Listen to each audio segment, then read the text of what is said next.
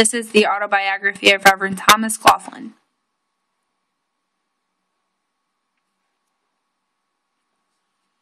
Hello. My name is Reverend Thomas Coughlin. I'm deaf. I was born and grew up deaf. My parents are deaf as well. And so are my grandparents. They too are deaf. I'm from New York, from a very small town in New York. It's near the Canadian border. The town's called Malone, New York. I have 3 sisters, and all 3 of them are hearing. The younger 2 sisters are both interpreters for the deaf, and my older sister is married to a deaf man, and they have a baby girl together. I grew up and went to school in Rochester, New York. It's a school for the deaf, and they use fingerspelling as their method of education, so that's what I grew up with. And when I was 12, my parents brought me to a deaf camp for deaf children. It was in a town near Buffalo, New York. I went there. It was a 2-week camp, and the nuns and my parents had met, and they were talking, and the nuns asked my parents, have you ever thought about bringing your son to a school called St. Mary's School for the Deaf? It's in Buffalo, New York. They suggested that. My parents thought, wow, I never thought of that before. The nuns told my parents, yeah, it's a great school. It's an awesome environment. It would be perfect for your son. My parents decided that it was a good idea, so I went there when I was about 12. And I think I went there for about 8 or 9 years. It was a very different environment from what I was used to, but the school taught me all about religion. I learned so much. The nuns there taught us all about the importance of going to church and everyday prayer in life. When I was about 16 years old, I became very interested in religion. One day, one of my teachers, who was a nun, gave me a book, and the name of that book was The Less Traveled Road, and I read that book, and it was all about a man who was a Catholic monk, and he was a monk for about 30 to 40 years before he passed away. But the book was all about his life. And I read it, and again, I was about 16 at the time, and I became captivated with it. It was all about his life and about him being a monk, and I asked the nun who gave me it if she had any more books like that, and she did, so she gave me more, and I became addicted. I couldn't get enough. I was learning so much about the life of being a priest and a monk. So when I was about a senior in high school, I was getting ready to graduate, and I was talking to my parents about what I was going to do after high school and the possibility of going to Gallaudet College, but I really wasn't sure if that was for me. I really wanted to become a monk. So I sent out letters, and all the responses I got were, no, you couldn't be a monk, you're deaf, it would be too hard to communicate.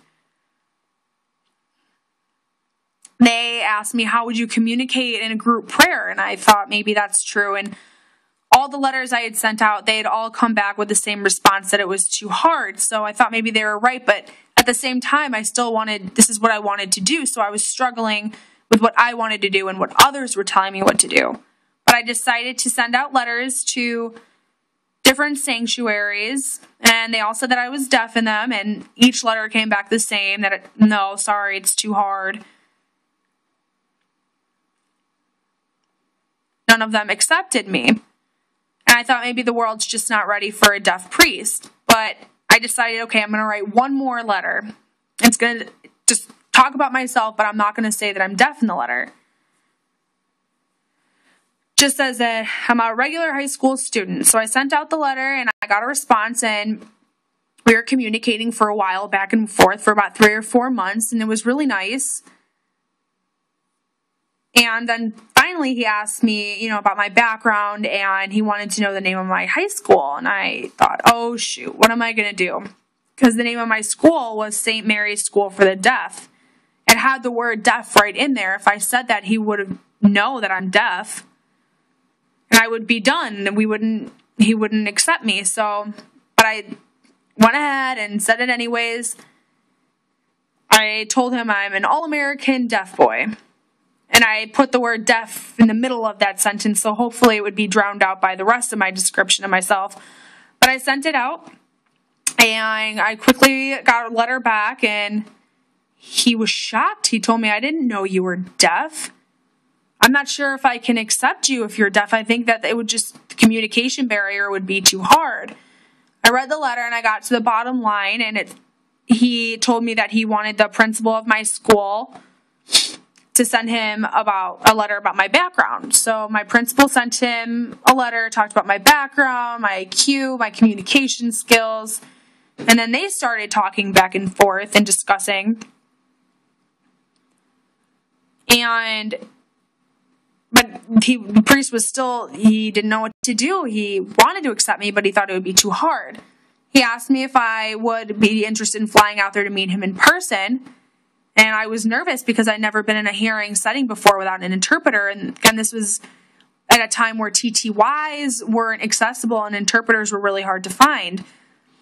So it would be hard, but I thought, what do I have to lose? So I went out there anyways. It was in Baltimore, and I flew out there by myself, and a priest met me when I arrived.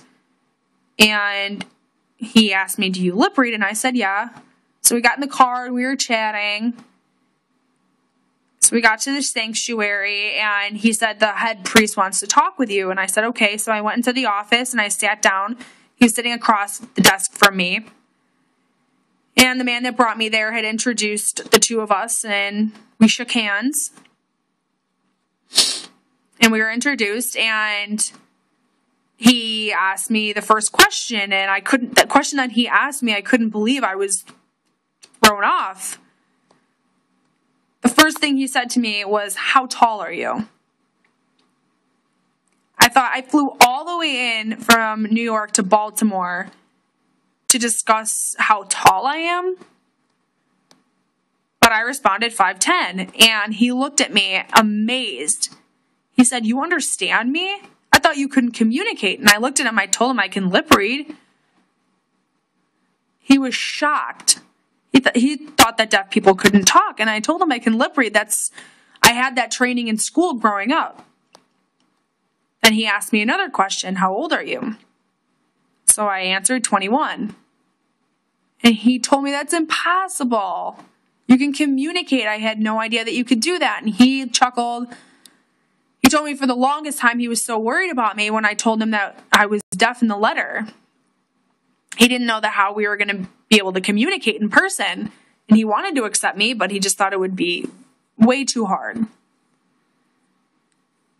So now for the first time I realized that not only was I nervous, but he was nervous as well. So for a couple hours we chatted.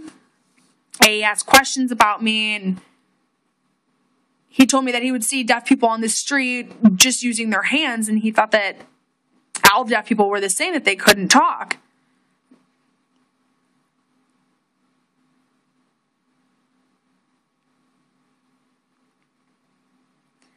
It was hard to communicate without an interpreter because I had to lip read the entire time. But when I got back, I got a letter, and he told me that I was accepted, and I thought this is the beginning of my challenges.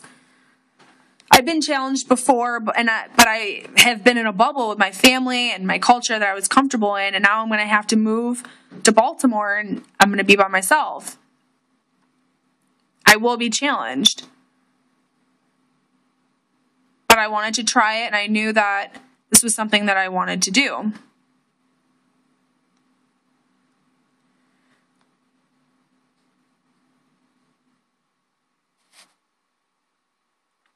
The first night at the school,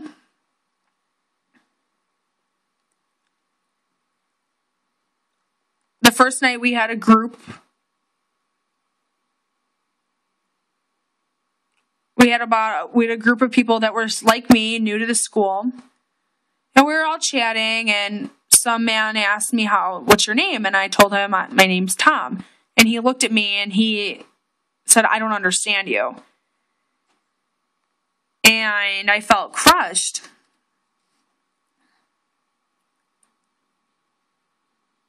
Before, it was so easy to communicate with everybody. We all just signed. But here, I'm faced with a completely different environment. Life was much easier before I came here. But I kept going. I knew this was something that I wanted to do. So later on and throughout time, I started teaching people little simple signs so we could all communicate with each other. And so things got a little bit easier.